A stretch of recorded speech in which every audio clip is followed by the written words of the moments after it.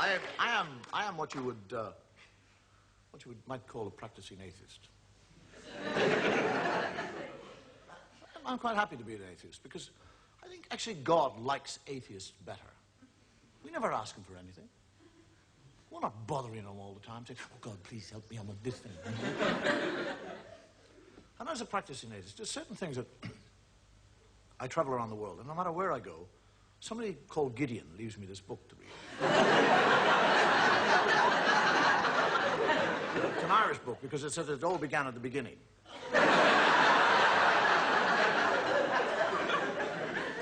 There are certain things that, when I read the Bible, and I do read the Bible, that I find difficult to understand. I mean, if God has been there forever, what was he doing before he got to us? I mean, what was he out there doing? Was he sitting there going, bored today, what'll I do? I mean, suddenly from nowhere, he suddenly decided to create a world. I'll make a world, that's what. Make a world, yes, that's what I'll do. Rivers, seas, boom, mountains, boom, everything's there. I want a garden. I'd like a nice garden. Whack! Garden meat. Hate gardening. Need a garden. Ah, gardener, spit and dust. Adam. Hey! And he, Adam, never once says, where in the name of God did I come from? I mean, he's 40 years of age. He has no child, and he has no recall. He doesn't say, how did I get here? But he's quite happy. He just kind of trundles around the garden, working away. And God is looking at him. And he sees that Adam is happy.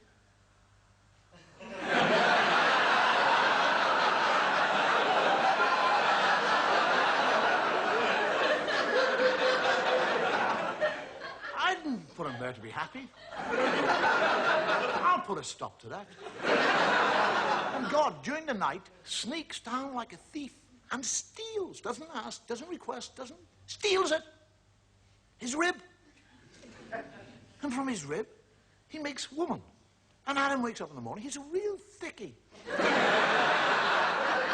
He's lying there, and there's somebody else, he doesn't say, where did you come from? How the hell did you get here?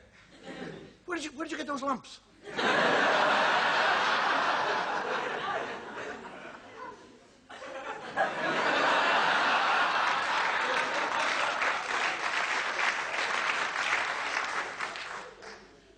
Just goes out and goes gardening.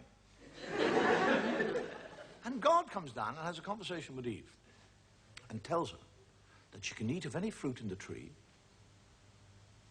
in the whole garden with the exception of one fruit tree. He's talking to a woman. He actually tells her not to eat of the fruit. And then when she said, which tree can't I eat? He said, that one over there. He points it out to her.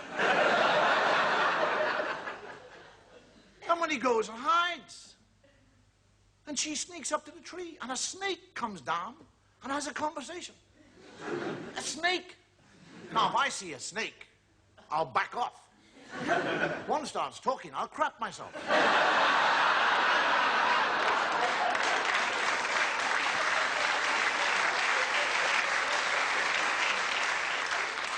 And the snake actually convinces her to eat the apple. And she eats the apple. And when she eats the apple, she learns shame. That's what happens when you eat apples. Now, she's not ashamed that she's disobeyed God or that she's eaten the apple. She's ashamed of one part of her body. That's all. She becomes ashamed of that area of the body. Now, why that area? Why not her elbow? Her nose.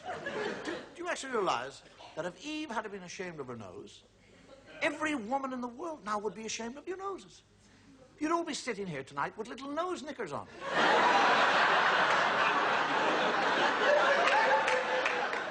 Men would be in nightclubs watching totally naked ladies with G-strings on their nose. Take them off. Oh, I saw a nose. Oh. And this is the book. This is the book that you'll go into court and place your hand upon. And swear to tell the truth, the whole truth,